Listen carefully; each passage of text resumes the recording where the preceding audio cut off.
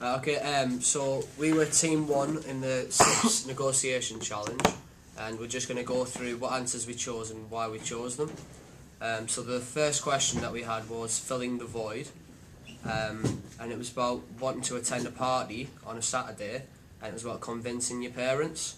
So the scenario starts where you've gone through your argument with your parents, and you've reached an uneasy silence, and then it's about what step would you take next.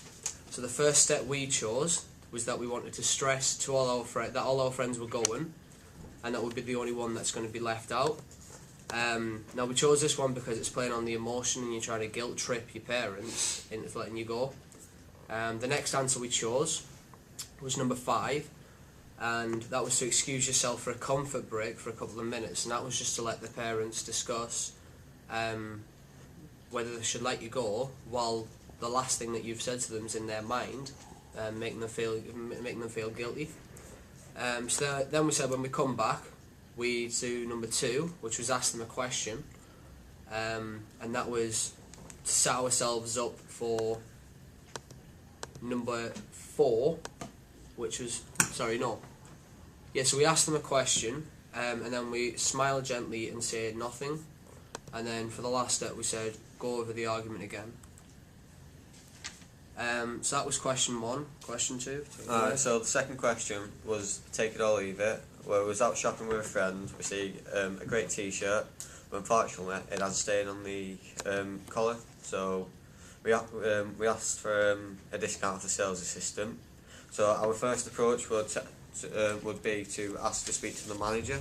This would be because they have higher power and they could get us a better deal. Our second answer was stay silent, smile and maintain eye contact. This was because the sales assistant could see like our emotion and maybe feel sorry for us and give us a better discount.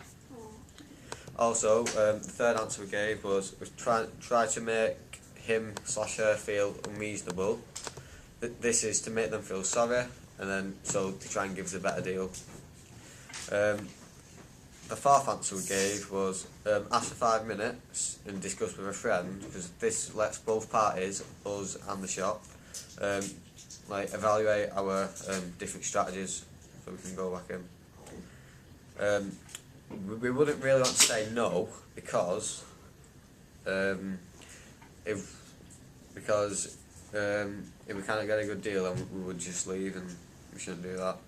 The last one, which we should definitely not do, is accept the deal, because it's a losing situation for us. The third task was still a part, where we needed to buy a laptop for university. So our first answer was explain to the sales assistant for the reasons for a discount.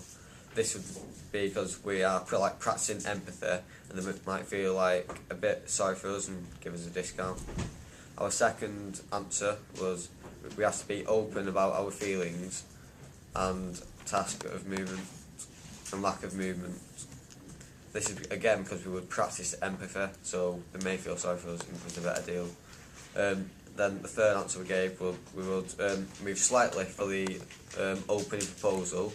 This is because we are trying to bargain, but so we wouldn't move considerably to the opposing proposal, because this isn't ethical.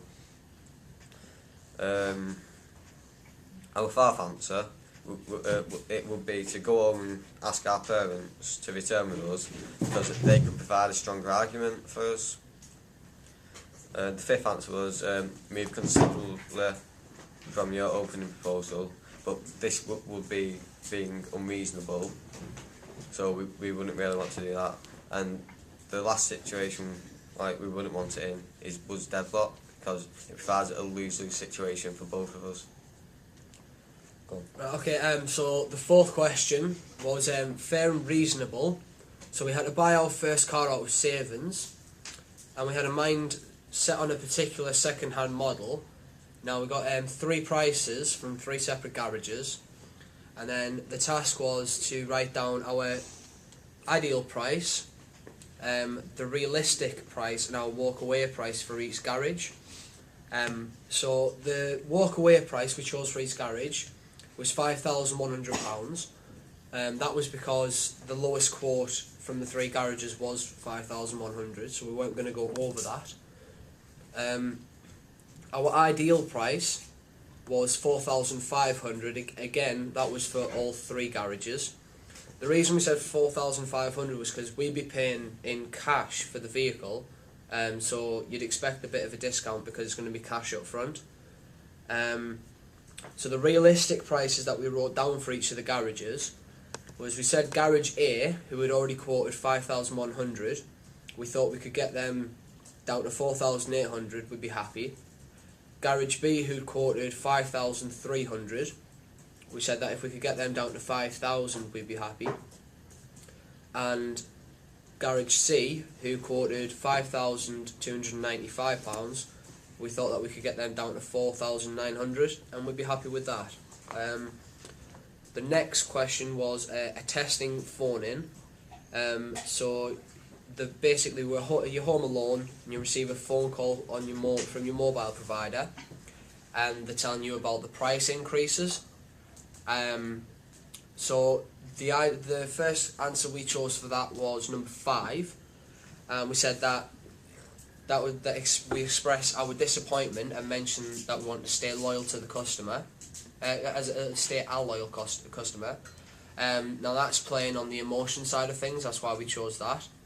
The next one we chose was number 1, which was stay on the line in order to ascertain the specific details, and that was just so we could organise a logical argument next. So then we said number 3, which was tell the caller we will not be accepting any price increases, and we saw that as a bit of a threat towards the phone provider. Then we chose number 2, and that would suggest that we're going to go into the shop to discuss the situation. Again, we saw that as a bit of a threat. And the last answer we chose is number 4, and that was that we get all the information via email. So when we went into the shop, we'd have all the information we needed. So for number 6, that was signal and manoeuvre. So me and 6 friends were enjoying an evening meal, and the meal was great, the service was poor, and the dessert took over an hour to come. And basically what we were given was 5 answers, and we had to say from best to worst which of the following responses suggests that the waiter is prepared to reduce the cost of the meal. So the first one we chose was number 1, and that answer was, we are prepared to offer you a free soft drink on the house, but a reduction in the bill would be very difficult. And the reason we thought that was the best was because he's already offered something, and what he's saying is it's going to be very difficult to reduce the cost, but it's not impossible. Then we chose number 4, and it says, I wouldn't be in a position to offer you a discount, I'm afraid.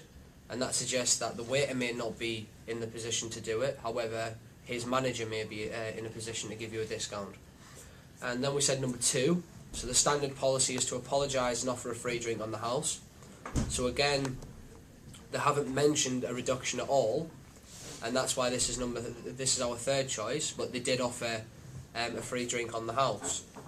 And then we chose number 5, so you ate everything and haven't mentioned service until now.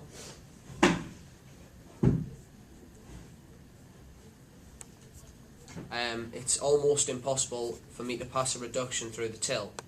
So again, he's saying it's almost impossible, but he's not saying that it's not out of the window. And then the one that we didn't eat, that we put as last, because we don't think he's going to give us anything, will be, please accept our apologies, we do not give discounts as it is against the company policy. So the answers that we got for question 1, we got 0 points. For question 2, we got 4 points. For question 3, we got 0 points. For question 4, we got 2 points. For question 5, we got 2 points. And for question 6, we got 2 points. Thank you for listening.